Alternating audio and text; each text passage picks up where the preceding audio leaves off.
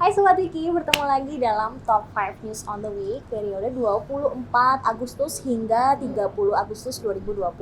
Bersama saya Saradita dan rekan saya Nelia Istighfaro.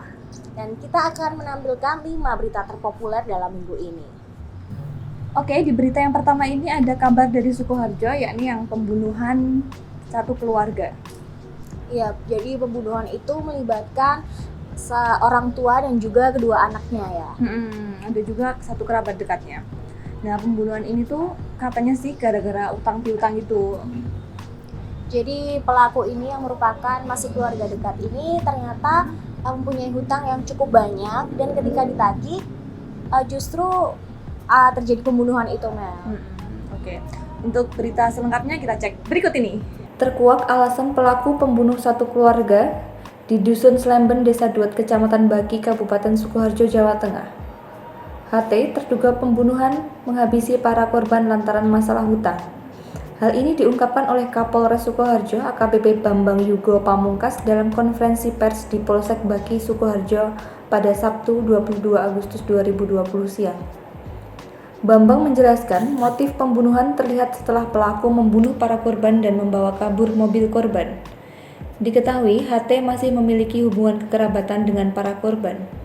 Pelaku ditangkap 3 jam setelah 4 jenazah yang merupakan satu keluarga tersebut ditemukan. Menurut Ketua RW 5 Dusun Slemben, Desa Duet, Kecamatan Baki, Sukoharjo, keempat jasad keluarga tersebut ditemukan di ruangan yang berbeda-beda. Ada yang di ruangan tamu, pintu samping, dan di ruangan lainnya. Sebelum tewas, istri korban bernama Sri masih terlihat melakukan aktivitas pada Rabu 19 Agustus 2020. Saat itu, Sri terlihat melakukan senam pagi. Sementara itu, Mariano, 53 tahun, adalah orang yang pertama kali menyaksikan keempat kerabatnya tewas dalam keadaan mengenaskan. Mariono merupakan kakak dari korban yang merupakan kepala keluarga bernama Suranto. Pemandangan mengejutkan tersebut ia lihat saat mengintip dari balik jendela di rumah Suranto. Nah, gitu tuh Sar beritanya. Ya hanya karena uang ya sampai melakukan pembunuhan seperti itu. Ya. Sangat disayangkan sebenarnya ya. Iya, apalagi sampai korbannya juga anak-anak juga ya. Iya. Oke, lanjut ke berita yang kedua. Ya, yang berita kedua ada suami istri yang baru saja menikah dan dia ini nggak tahu kalau istrinya ternyata poluan gadungan. Wah. Yang aku kerja di ini ya, Polres Metro Jakarta itu ya? Iya, betul Mel. Jadi si istri ini mengaku sebagai berpangkat AKBP, tapi ternyata dia juga melakukan penipuan juga. Oh, penipuan untuk yang ketiga keluarganya itu? Iya, jadi ada keluarga, dia iming-imingnya itu bisa memasukkan orang untuk menjadi polisi. Dan ternyata dia juga mengambil keuntungan dengan menarik biaya. Wah, bisa gitu banget ya? Ya, langsung saja kita cek berita. Tak tahu istrinya seorang poluan gadungan, pria ini mengaku keluarganya ditipu sebesar 204 juta rupiah.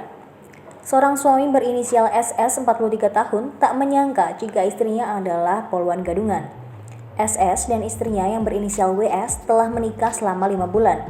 Dalam waktu yang singkat tersebut, sosok asli WS tak hanya seorang poluan gadungan, namun juga seorang penipu terbongkar. WS berhasil menipu keluarga suaminya hingga mengalami kerugian sebanyak 204 juta rupiah.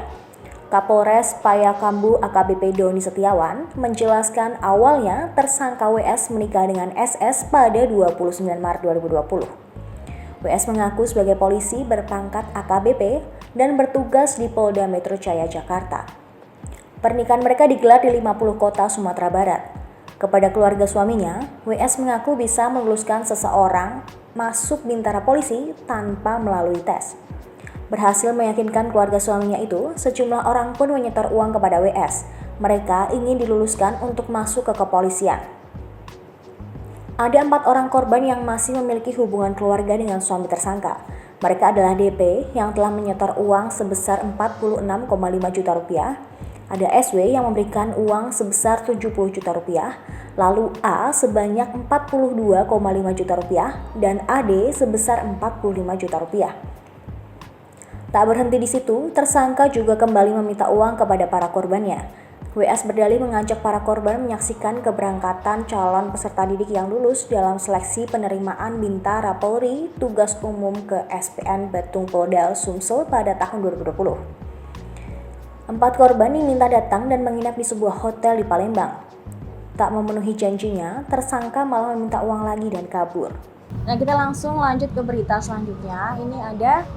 Nah, di berita ketiga ini ada berita tentang komentar Amin Rais tentang kebakaran di Gedung Kejagung Sabtu malam. Iya, dan kebakaran ini melahap habis ya Gedung Kejaksaan Agung hingga tak bersisa. Oke, nah si Amin Rais ini menduga, dia juga menyebutkan ada orang dalam yang membakar Gedung Kejagung tersebut.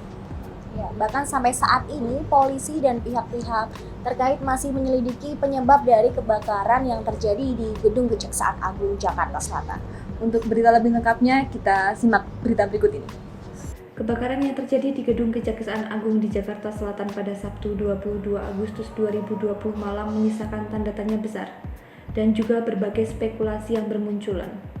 Sebab diketahui Kejaksaan Agung tengah menyelidiki beberapa kasus besar yang menyeret beberapa petinggi pemerintah, mulai dari Polri hingga Jaksa. Sampai saat ini, polisi masih melakukan penyelidikan untuk mengetahui penyebab pasti terjadinya kebakaran di gedung utama Kejaksaan Agung. Politikus senior Amin Rais melalui video yang ia unggah di akun Instagram pribadinya pada Selasa 26 Agustus 2020, menduga Gedung Kejaksaan Agung sengaja dibakar oleh orang dalam atas perintah mafia Taipan Cukong atau MTC. Dia menghargai keterangan pihak Kejaksaan Agung untuk tidak berspekulasi atas insiden kebakaran tersebut.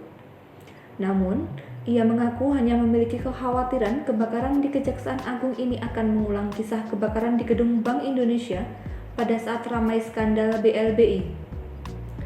Karena itulah, Amin Rais memiliki kekhawatiran, bukan spekulasi, pada insiden kebakaran di Gedung Kejaksaan Agung. Sementara itu, Jaksa Agung ST Burhanuddin bungkam saat disinggung pernyataan politikus senior Amin Rais soal penyebab kebakaran di gedung utama Kejaksaan Agung. Burhanuddin malah meminta agar hal tersebut ditanyakan kepada Kapus Penkum Kejaksaan Agung Republik Indonesia Hari Setiono. Sementara itu, Menteri Koordinator Politik, Hukum dan Keamanan atau Menko Polhukam Mahfud MD mengaku terkejut dengan kebakaran yang terjadi di Gedung Kejaksaan Agung RI. Seperti yang diketahui, gedung yang berlokasi di Jalan Sultan Hasanuddin Kebayoran Baru, Jakarta Selatan tersebut terbakar pada Sabtu 22 Agustus 2020 sekira pukul 19:10 waktu Indonesia Barat. Mahfud MD menilai korsleting listrik tak akan bisa menyebabkan kebakaran yang begitu besar. Kendati demikian, ia memastikan bahwa pendapatnya itu dari kacamata orang yang awam perihal kebakaran dan penyebab-penyebabnya.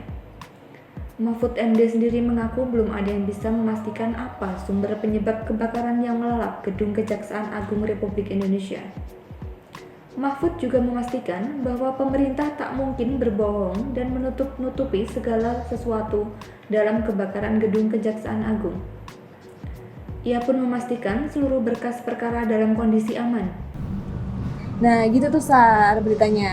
Iya, jadi ya walaupun kita tahu bahwa Kejaksaan Agung ini kan masih menghandle lah ya, menyelidiki beberapa kasus besar termasuk kasus Joko Chandra dan juga Jiwasraya. Ya, berita selanjutnya ini ada terjadi peristiwa alam yaitu semburan lumpur dan gas yang terjadi di Blora, Jawa Tengah. Nah, kabarnya semburan lumpur ini bukan pertama kalinya juga ya. Beberapa waktu lalu juga udah pernah terjadi. Ya, tapi katanya ini berbeda dengan semburan lahar panas yang ada di Lapindo ya.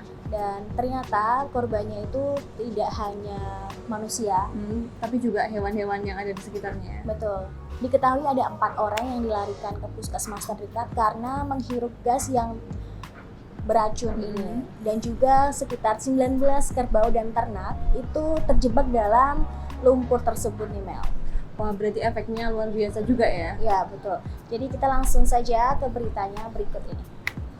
Semburan lumpur panas di Blora menjebak 19 kerbau dan 4 warga dilarikan karena diduga keracunan gas. Semburan lumpur dan gas terjadi di kawasan Kesatuan Pemangku Hutan atau KPH Randu Blatung, Desa Gabusan Jati, Blora, Jawa Tengah. Semburan lumpur dan gas itu terjadi pada Kamis 27 Agustus 2020. Akibatnya, 4 warga desa Gabusan dilarikan ke puskesmas terdekat.